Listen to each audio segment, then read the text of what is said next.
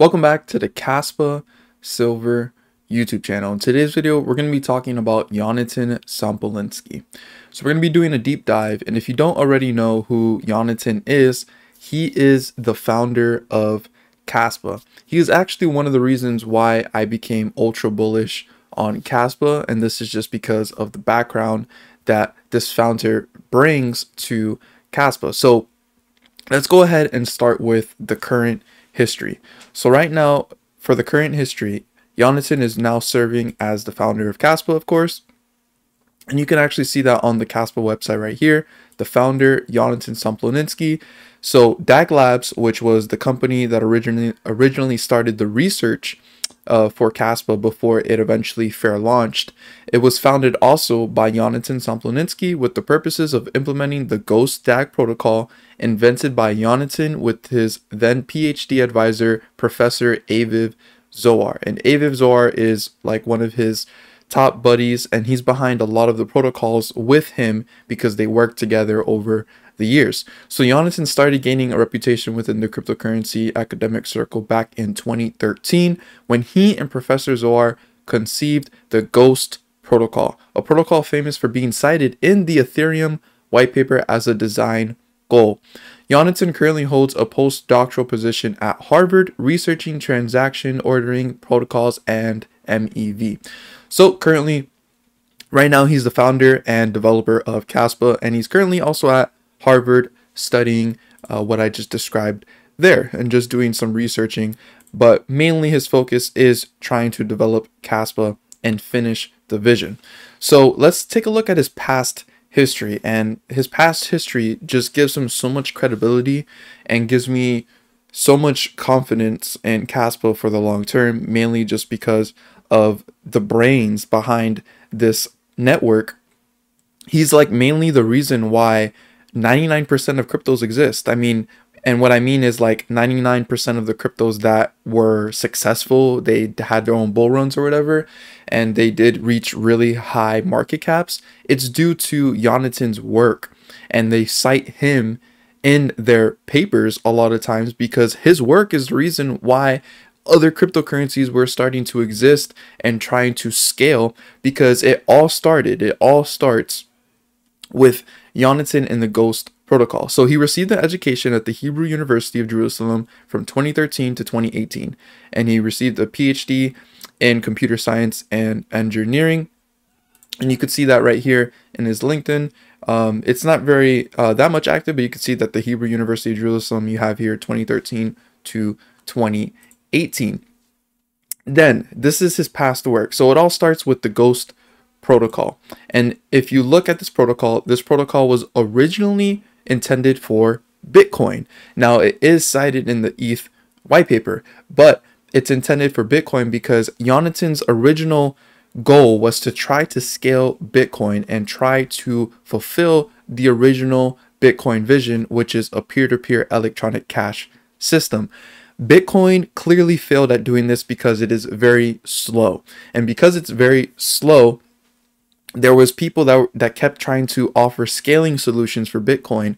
And you can actually see that in multiple different videos back in the day in 2015, 2017, and 2018. So here you have Yonatan back in 2015 in a Bitcoin scaling conference, and you could see here that in the comment section I put Kaspa roots go way back, and this is because Yonatan in the very beginning was already trying to help scale Bitcoin with his protocols, but they were just being rejected because mainly it was just too new and people didn't really understand it, so they thought it was a security risk for Bitcoin. But Yonatan didn't stop there. He continued working on his protocols in the future, and you could see here back in 2015, this is him in the conference. Yonatan Sompolinsky, and he will be speaking about breaking the chains of blockchain protocols. Hey, thanks for having me. This is a fresh work. So yeah, this is back in 2015 of him starting to talk about basically changing the ledger, and it becomes a block DAG instead of a block chain. And then you can also go to 2017. This is at Stanford University, and this is him again at the Scaling Bitcoin, one of the conferences there. Okay, thank you. So my name is Yonatan Sompolinsky. I'm a PhD student in the Hebrew University. under the supervision of Aviv Zohar, which talked previously. And also I'm a co-founder and scientist at DAG Labs. And this is when DAG Labs was still in operation, but it no longer is. And then one more time, he is mentioned in 2018. And this time, this is Aviv Zohar that keeps coming up with him with almost all his protocols. He's always mentioned within that. And this is Aviv actually explaining the Ghost DAG protocol, which eventually becomes the Phantom Ghost DAG protocol with that right now Kaspa is using with its network. So you could see here that Yonatan's name is mentioned here too. So Yonatan's roots go way back. He's literally in all these Bitcoin scaling conferences. He's highly respected in the space. So much respected that we can continue to see that he improved his work, and eventually he goes into the Spectre protocol in 2016, and then the Phantom protocol around 2018, which eventually becomes the Phantom Ghost DAG protocol in 2021, which now makes up Kaspa. So this is 10 plus years of work to basically make what Kaspa is today. But if you weren't convinced of his background being just this great, let's get into all the different cryptocurrency that he's actually mentioned in and how much other times he's cited in different areas. So we could first start, of course, with the obvious one, which is Ethereum. So within the Ethereum white paper, you could see that he's mentioned about the modified Ghost implementation, because Ethereum uses a modified version of the Ghost protocol, which is what Yonatan originally invented. And he's cited by Vitalik himself in many conferences, always mentioning, the Ghost protocol, a heaviest observed subtree that was made by Yonatan and Aviv Zohar back in 2013, and he's always mentioning about this protocol, not realizing that Yonatan has improved this protocol, improved this work, and is now building Kaspa, which is going to be a direct competitor to Ethereum in the future. Also, we can go to ADA. Cardano, the founder, Charles Hopkins, always is mentioning him, and this is a really awesome clip. In Israel under two people, Avi Zohar and Yonatan Sompolinsky. What year did that come out? And the first paper was called Ghost, and it came out in 2013. And actually, we included Ghost, a version of it, in the Ethereum protocol. Mm-hmm. So later on, what they did is they built up the theory, they built up the rigor, and they created a new version of the protocol called Spectre, which came out in 2016. Right. And they've been since iterating and refining and thinking carefully about the model. Putting all that work into, creating a DAG, I mean, is that something that you're really serious about implementing? I mean, tens of thousands of transactions per second, really? Low latency, confirmation times. It's basically like an order of magnitude performance. Yeah, but there is a big difference between the Spectre protocol and the existing DAG protocol that's being implemented in the three other projects we mentioned, right? Yeah, and Spectre is kind of fine-tuned for proof of work, whereas IOTA and Hashgraph is not. Oh. So this was a line... So there you have it, Charles over here, the founder of Cardano, even giving reference to him. And up here you even have Vitalik. Arbitrary fortuitous rule is an adaptation of Ghost, which was proposed by Yonatan Sompolinsky and Aviv Zohar in 2013. So if you haven't really quite got it yet, it's like these people who created other projects are literally citing the person who created Kaspa, because his work, his protocols that he's built in the past were the reasons why these projects are able to exist. Ethereum, Cardano, and it keeps going on. We can even go into Polkadot. If you go into the Polkadot white paper and you go deeper into it, you can go all the way down to the bottom. And if you keep looking for the more pages here, we get all the way to the end when they start citing people. And you can see here on page number 14, you're going to be able to see that Yonatan is cited right about here. Yonatan Sompolinsky and Aviv Zohar is in the white paper of Polkadot. If you're not more convinced, you want more conviction here, here's IOTA. So we can go to IOTA, and this is grabbed from Bubblegum Lightning, also known as Nathaniel, that writes all the articles for Kaspa. He actually kind of did a deep dive in this on an article and going into different projects that have cited Yonatan in the past. But you could see here that IOTA also cites him here, and you're going to be able to see that Yonatan Sompolinsky and Aviv Zohar again in the reference for one of the research papers for IOTA. And it just keeps going on. We can take a look at AVAX here. Take a look at their white paper. We take a look at their white paper and go all the way again down to the bottom to see where they're cited. And we just search simply for Yonatan. He is also listed on this white paper right here, Sompolinsky, and then you have also none other than Aviv Zohar. Again, these guys are behind what? The Phantom Ghost DAG, a scalable generalization of Nakamoto consensus, September 2nd, 2021. They cite their work because what? AVAX has to use some of their knowledge to actually create their project. Okay, we can continue. We can look at Algorand. We take a look at Algorand here. And if we go down over here to where they start talking about the references, you're going to be able to see that he cited twice on this paper, Yonatan and Aviv Zohar. And again, it's just talking about his previous protocols back in 2015 here and talking about Spectre here. But the funny thing is that these protocols were just things of the past and they've been improved upon, and now the improvement of these protocols is what makes Kaspa today with the Phantom Ghost DAG protocol. And one last cryptocurrency that we could take a look at is the Kaspa project, which literally they don't even really cite him, but what do they talk about in this paper? They talk about the ghost rule, and which is the ghost protocol. So Kaspa itself literally uses some of Yonatan's work, and that's why basically they exist as well.